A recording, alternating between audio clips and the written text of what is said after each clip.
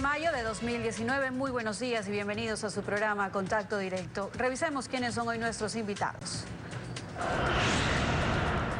Nos acompañará Fabricio Villamar, asambleísta de Creo por Pichincha. El caso Arroz Verde de financiamiento por parte de empresas contratistas del Estado a la campaña electoral 2013. En lo político, hechos consumados, hay espacio para fiscalizar, lo revisaremos. Además, nos acompañará Andrés Icaza, vicepresidente de la Cámara de Minería del Ecuador. La gran minería, los contratos de explotación versus los informes de Contraloría. ¿Un sector con privilegios? Los montos de inversión que anuncian hasta el 2021. El gobierno trabaja en una nueva política minera. Lo examinaremos. También estará Felipe Rivadeneira, presidente de la Federación de Exportadores FEDEXPOR. Llamado del gobierno a un nuevo gran acuerdo nacional.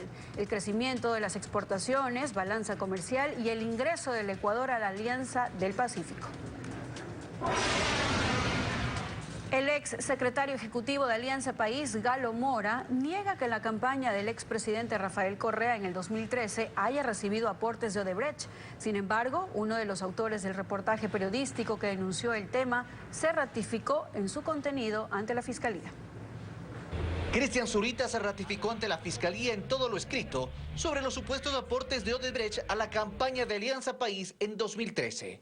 Varios casos de corrupción, no solo relacionados con el tema de elecciones en el año 2013, sino de coimas directamente relacionadas con los recursos que se habrían entregado a los principales miembros de Alianza País.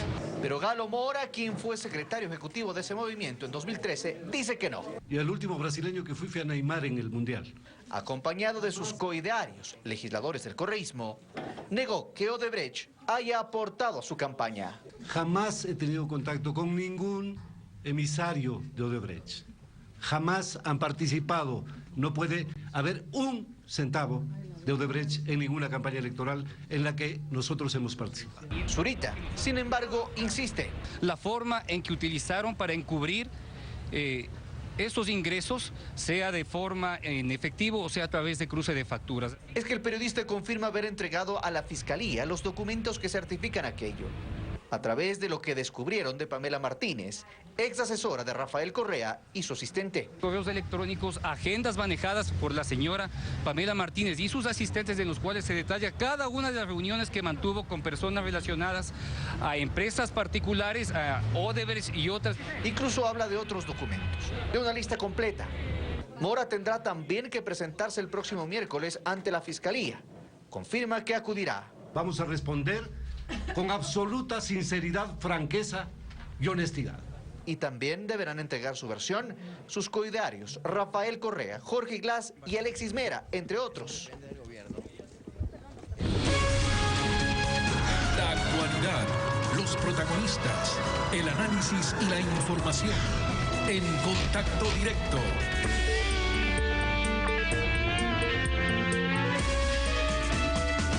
¿Cómo estás? Muy buenos días. Buenos días, Samantha. Buenos días a todos quienes nos acompañan a esta hora.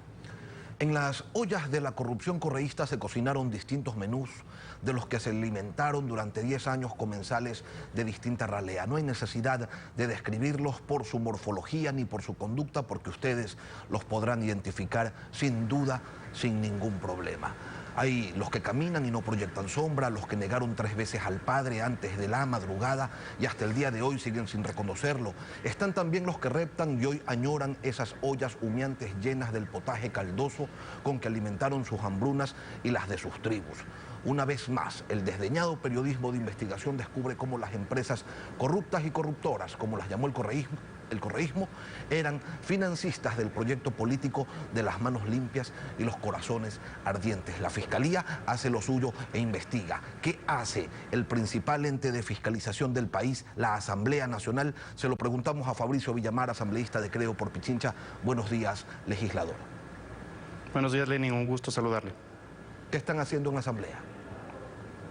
Yo creo que existen aquí dos escenarios sobre los cuales se tiene que establecer las responsabilidades. El uno es el escenario de la justicia. Y tengo la sensación gratificante, además, de que la Fiscalía está actuando y está actuando con celeridad. Me parece que ahí está definido un escenario en donde tendrán que determinarse las responsabilidades de quienes han vulnerado la ley. El otro escenario es el escenario de la Asamblea. La Asamblea no puede abstraerse de sus dos funciones, legislar y fiscalizar. Y en el proceso de fiscalización, yo creo que se tiene que buscar las responsabilidades del Consejo Nacional Electoral, que de acuerdo al artículo 212 de la Constitución, tenía que verificar la proveniencia y el uso de los recursos. Bueno, ¿dónde está ese examen de proveniencia y uso? Porque hay prohibición expresa para el uso de recursos que vengan de empresas y mucho más de los que vengan de empresas que tienen relaciones con el Estado. La otra responsabilidad inmanente en esto es de la Contraloría, pues la Contraloría tiene que verificar qué es lo que hizo el Consejo Nacional Electoral en el cumplimiento de sus funciones. Y hay un último elemento que le he pedido a la presidenta de la Asamblea que lo coloque para que se debata en uno de estos días en el Pleno, y es que el Servicio de Rentas Internas tiene que presentar también cómo fue este mecanismo de cruce de facturas. ¿Por qué?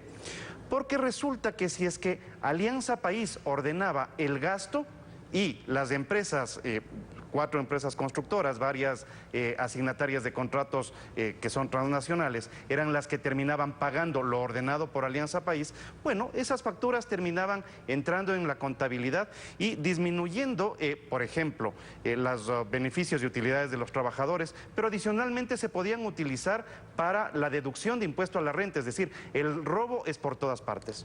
Lo que usted está planteando es que este arroz verde era preparado por distintas manos, que no se trata únicamente de un recaudador y una docena de empresas que aportaban. Se lo pregunto, ¿estamos ante una trama en la que participaron las más altas entidades de control del Estado, desde el Consejo Nacional Electoral hasta el Servicio de Rentas Internas, donde docenas de ojos se vendaron para aprobar todo lo que el partido único querían que fuera, requiriera? Sí. Y yo creo que entonces se abre la posibilidad de auditar el anterior Consejo Nacional Electoral para revisar exactamente cómo hicieron, porque hay 2 miembros del Consejo Nacional Electoral actual que describen que lo que hubo fue un sistema de doble contabilidad. Es evidente que la doble contabilidad implica adicionalmente responsabilidades penales dentro del ámbito tributario. Y en el Servicio de Rentas Internas lo que tenemos que verificar es de estas empresas, algunas que han comenzado a operar en el Ecuador en el 72, en el 74, y otras que entraron con la bonanza en el 2008 y en el 2009, son las que han terminado siendo beneficiarias de grandes contratos con el Estado. Entonces, ¿cuál es el sistema? El gobierno de la Revolución Ciudadana en sus 2 versiones llega al poder. En este momento agarra y entrega contratos. Estos contratos son beneficiarias de estas empresas extranjeras, de estas empresas transnacionales y varias empresas nacionales grandes. Estas empresas le financian la campaña al correísmo, el correísmo le sigue entregando contratos y estas empresas siguen financiando al correísmo. Bueno, cuando se utiliza este sistema se termina de podrir la participación en democracia de las organizaciones políticas, porque usted tiene unas organizaciones políticas que respetan la ley y tiene otras que en cambio la infringen. Evidentemente no existe equidad en la participación política. Esto significa que estamos ante autorías materiales, autorías intelectuales, decenas de complicidades, y en un buen número de ellas estamos hablando de personas con responsabilidad política. ¿Qué se tiene que hacer con ellos? Se lo pregunto porque actuar ante esta situación requiere, como todo, de voluntad política, y eso aflora o se esconde dependiendo de quién sea el investigado, de qué tan poderosos sean los amigos que se tengan. Entonces, ¿cómo están las cosas al día de hoy? Bueno, la Asamblea tiene que tener la entereza de denunciar a las personas que estuvieron en su momento manejando estos recursos desde la organización política Alianza País. El Consejo Nacional Electoral tiene que tener la entereza de revisar absolutamente todos los gastos y venir y presentarlos en la Asamblea. So pena de que la Asamblea en su momento también pueda actuar sobre el actual Consejo Nacional Electoral. El Servicio de Rentas Internas tiene que presentarnos exactamente cuál fue la pérdida que el Estado tiene y la pérdida que los trabajadores tienen porque estuvieron disfrazando cifras. Y finalmente, yo tengo la sensación de que la Superintendencia de Control de Poder del Mercado tendría que actuar aquí. ¿Por qué? Porque si es que se lanza un concurso de parte del Estado para que participen varias empresas, no gana la que mejor precio le ofrece al Ecuador. gana la empresa que tiene el teléfono del que asigna el contrato y por lo tanto termina perdiéndose la transparencia en la contratación pública. Si no se combate esto, se va a pensar que esto es absolutamente normal y que lo que han hecho los correístas durante los últimos 12 años es lo que se tiene que hacer cuando una organización política llega al poder, y no es así. Tengo la impresión, tengo la necesidad pública de establecer las responsabilidades ahora para que nunca más a nadie se le ocurra volver a utilizar el poder para poder participar mejor en elecciones. Usted propone entonces que comparezcan ante la Asamblea los vocales del CNE, de la Contraloría General del Estado, de la Unidad de Análisis Financiero, del Servicio de Rentas Internas, y resulta que 6 de 8 son afines o dependientes del régimen, de este régimen, que habría sido también beneficiario de esos aportes. ¿Cuáles podrían ser entonces los resultados de un ejercicio de fiscalización a esos actores? Bueno, lo que pasa es que la Asamblea, en términos de responsabilidades políticas, solamente puede perseguir hasta un año después de la salida de los funcionarios. Sin embargo, siempre la Asamblea podrá hacer la presión suficiente como para hacer el acompañamiento público para que estos casos no queden en la impunidad. Y eso es lo que se tiene que buscar. Me parece que llega un momento en donde la gente esta que llega, hace la rueda de prensa y dice que el último brasilero que vieron fue Neymar. Bueno, el último brasilero que van a ver posiblemente sea Lula, también en la cárcel y muy cerca. Yo tengo la impresión de que la Asamblea tiene responsabilidad de enseñarle al Ecuador que se puede cambiar y que se pueden hacer las cosas bien. ¿Hay entonces espacio para que se conforme una nueva comisión especial, ocasional? El bloque de Creo ha solicitado la conformación de una comisión especial ocasional para tratar este tema. Independientemente de eso, he solicitado además que se presenten en el Pleno las autoridades que usted ha mencionado. Y mire, si es que se hace una comisión o esto pasa a conocimiento y trámite en la Comisión de Fiscalización, da exactamente lo mismo. Lo verdaderamente importante es que aquí tiene que haber transparencia, y la transparencia se logra mientras más reflectores hay en el caso. Y en las empresas ecuatorianas que han participado de este proceso, vergonzoso, y habrá que actuar además con la Superintendencia de Compañías. Transparencia, esa es la clave. Y la labor de los legisladores no debe ser únicamente perseguir la corrupción del correísmo, sino todo tipo de corrupción. Y resulta que en este país, señor, hay arroz de todos los colores: arroz colorado, arroz amarillo, arroz blanco, y esto de violar las reglas del financiamiento electoral no ha sido una práctica exclusiva de Alianza País. Por eso es que el Código de la Democracia sigue sin reformarse, y ahí está la norma donde para casi todo existe un vacío, campo abierto para que lo inimaginable ocurra. ¿Hasta cuándo seguimos así, asambleísta? Bueno, parte de las cosas sobre las cuales tiene que trabajar la Asamblea entonces es precisamente en una reforma institucional en donde en el Código de la Democracia establezcamos claramente qué es lo que se puede y qué es lo que no se puede hacer. Y tengamos responsabilidades personales de quienes manejan los recursos y manejan la información, de tal manera que el día de mañana no nos vengan con el cuento de que aquí no pasó absolutamente nada y que si me demuestran 20 centavos me doy un tiro. Me parece que no tienen la entereza para decirle al Ecuador que no tienen responsabilidades sobre esto. Pero se va a destapar la olla, porque esto que pasó en elecciones presidenciales ocurre también en elecciones seccionales, ocurre en elecciones de prefectos, ocurre en un sinnúmero de elecciones a lo largo y ancho del país. Es Vox Populi, y el presidente hacía referencia a aquello, incluso se habla de dineros del narcotráfico, no solamente de empresas legalmente constituidas. Entonces, ¿cree usted que finalmente se abra la caja de Pandora, o se trata simplemente de investigar al correísmo y ya con eso nos quedamos todos tranquilos? No lo sé. Yo creo que hay que tener la fuerza necesaria como para plantear que se abra la investigación.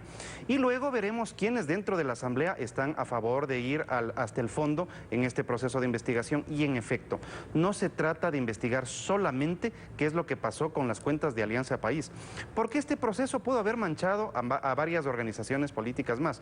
Muchas de estas empresas han sido contratistas de varios municipios, de varias prefecturas. Si usted suma el caso del escándalo de la semana anterior, que fue la utilización de facturas en donde se entregaba facturas al Estado y el Estado no recibía ningún bien, servicio o beneficio, sin embargo egresaba recursos. Entonces todo esto nos lleva a que desde el SRI se montó toda una trama de protección y al SRI nadie le ha topado. Entonces este SRI que le carga de impuestos a los ecuatorianos al mismo tiempo fue utilizado para esconder una trama de corrupción en los partidos políticos. Ahora, esta postura de del bloque de Creo ante el caso Arroz Verde va a redundar en que el bloque al cual usted se pertenece no respalde a ninguno de los candidatos de Movimiento País para las elecciones que se vienen, para la reorganización de la Asamblea Nacional, reorganización administrativa? Esa es la discusión que hemos tenido en estos días y que será entregada la resolución por parte de nuestro jefe de bancada la próxima semana. Es decir, no saben todavía si terminarían votando por un candidato de Alianza País. Mi posición pública es que luego de conocerse todos estos casos, es imposible que nosotros que hemos estado peleando contra Alianza País en las calles, en las urnas, en sus formas, en cada uno de los gobiernos autónomos descentralizados. Nosotros que fuimos atacados por esta gente el 3 de diciembre del año 2015, que nos embistieron con tanquetas en la calle cuando hacían reformas a la Constitución, encerrados en la Asamblea. Bueno, mi posición personal es que no hay nada que justifique darles el voto a la gente de Alianza País para este proceso. Entiendo que hay que separar los viejos administradores de los nuevos administradores, pero esta es una decisión que tendrá que tomar el bloque en los próximos días. Posición personal de Fabricio Villamar, habrá que ver si su bloque lo respalda. Gracias por venir a Contacto Directo. Siempre un gusto. Buen fin de semana. Y ante las declaraciones de algunos exmiembros del Foro de Economía y Finanzas Públicas sobre su separación de dicha iniciativa, su secretario ejecutivo Marco Flores puntualiza lo siguiente. Algún oculto pero seguro interesado en esconder el absoluto fracaso de su asesoría económica, producida sin funciones oficiales, organizó el envío a Ecoavisa de una lista de exmiembros del Foro de Economía y Finanzas Públicas, tratando de sugerir que el foro se ha desintegrado. Todo lo contrario, y como es evidente, sigue cumpliendo a diario una labor independiente, técnica y patriótica. Es un principio básico del foro que no pueden ser miembros quienes cumplan o deseen cumplir funciones superiores en el gobierno de turno, directa o indirectamente, oficial o no oficialmente. Algunos que hacen parte de la lista que fue exhibida salieron del foro para cumplir funciones públicas. Otros lo hicieron voluntariamente hace 8 meses. Finalmente, y por unanimidad, hubo quienes fueron separados por el propio foro, por su escondida cercanía al gobierno en funciones, hecho que los convertía convenientemente en jueces y parte, afectando la independencia del foro. Y tras la pausa, Andrés Icaza, vicepresidente de la Cámara de Minería del Ecuador, informes de Contraloría sobre proyectos en marcha en zonas sensibles, informes del máximo órgano de control que no se cumplen, la inversión que proyecta el sector hasta el 2021. Ya regresamos.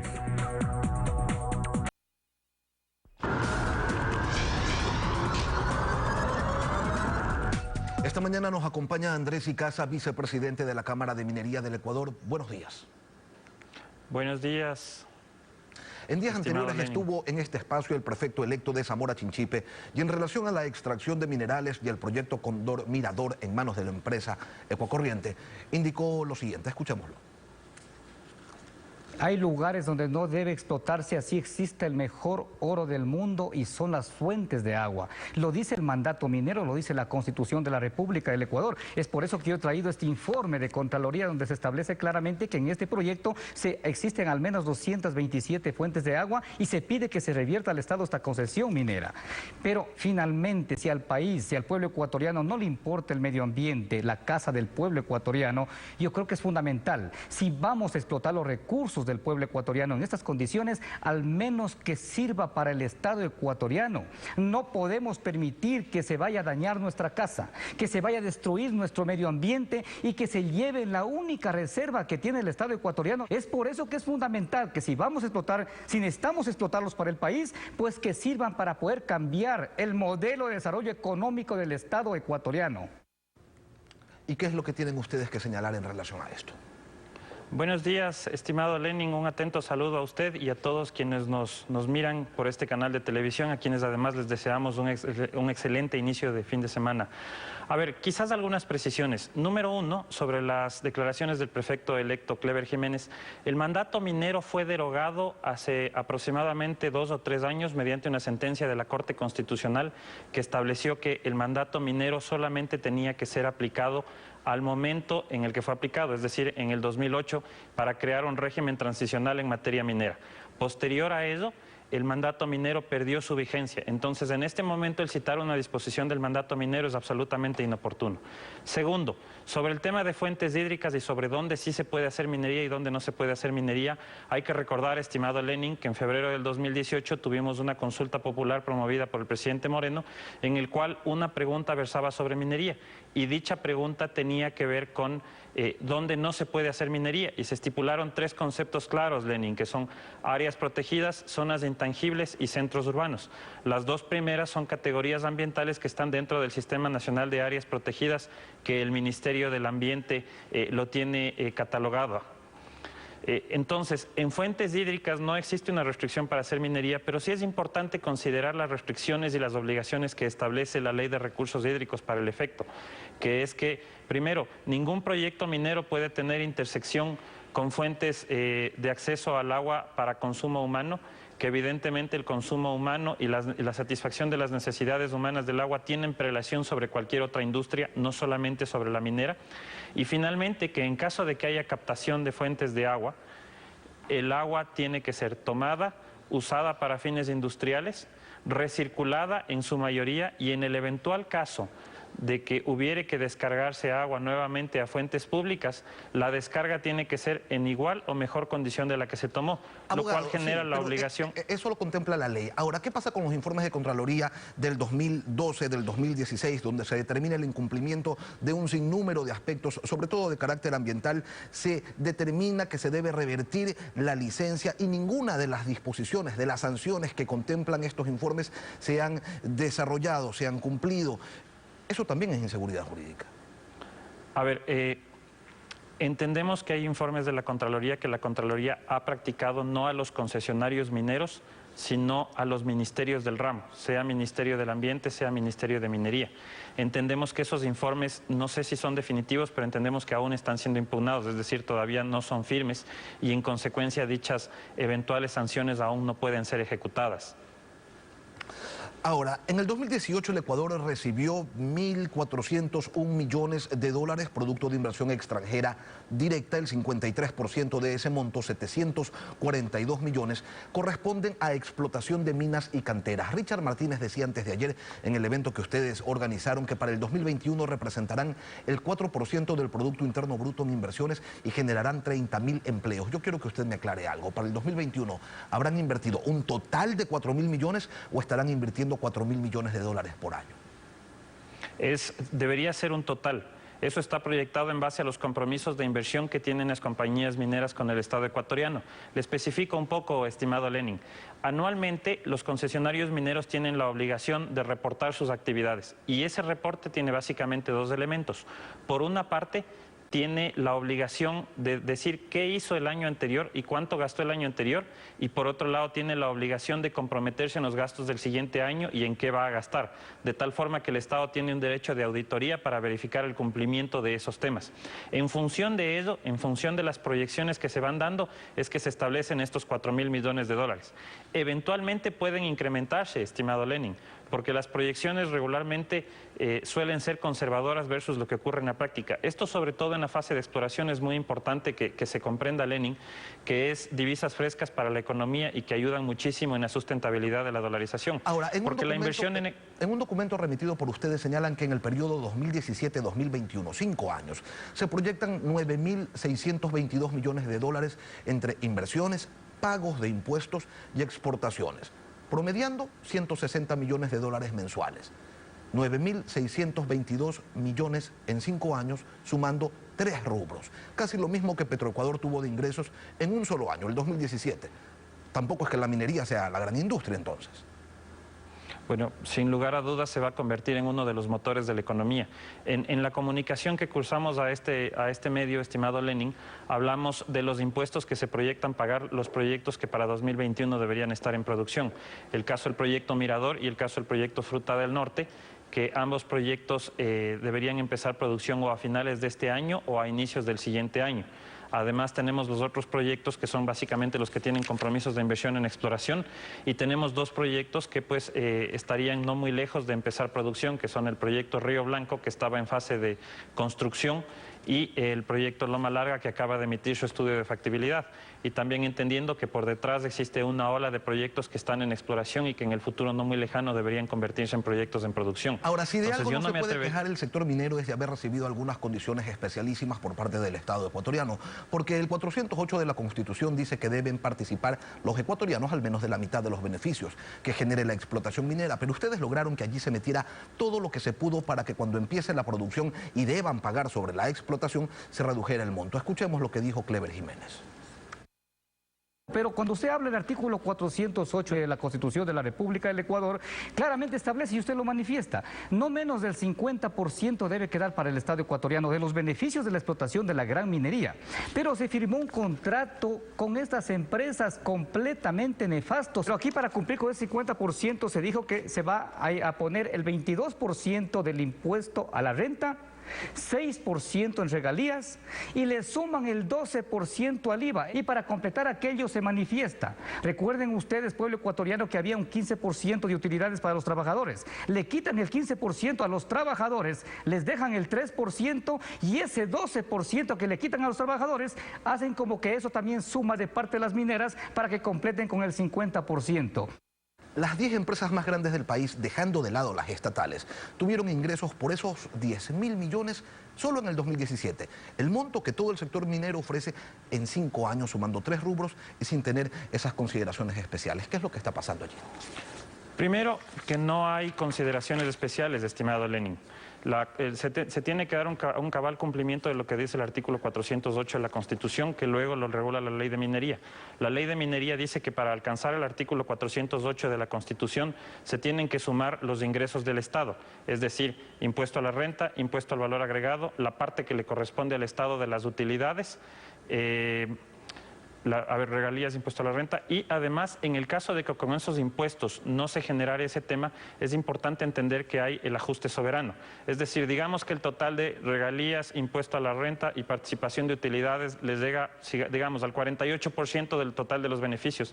Existe el ajuste soberano, que es una suerte de recargo al impuesto a la renta, y con eso se llega al mínimo porcentaje del 50% que establece la Constitución del Ecuador, por una parte. Y por otra parte, no es que se está quitando las utilidades a los trabajadores. Los trabajadores reciben un porcentaje de esas utilidades y el resto de las utilidades existe una obligación legal de que el Estado las reinvierte en las comunidades.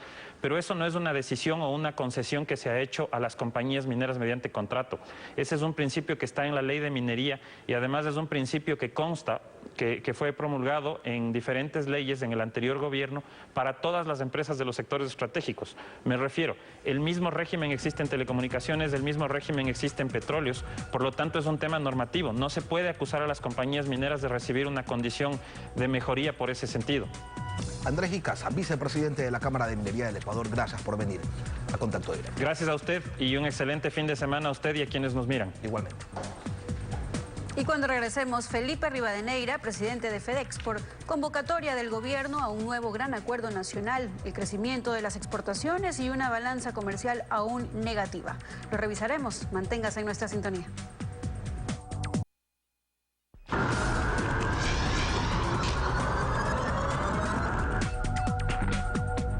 Felipe Rivadeneira es el presidente de la Federación de Exportadores del Ecuador. Buenos días. Buenos días, Lenin. Un gusto estar acá. Saludos a esta distinguida audiencia. El gobierno nacional convoca a un diálogo nacional para llegar a un acuerdo y ustedes que han venido acompañando al régimen en casi todas las iniciativas que ha tenido, ¿qué expectativas tienen en esta ocasión?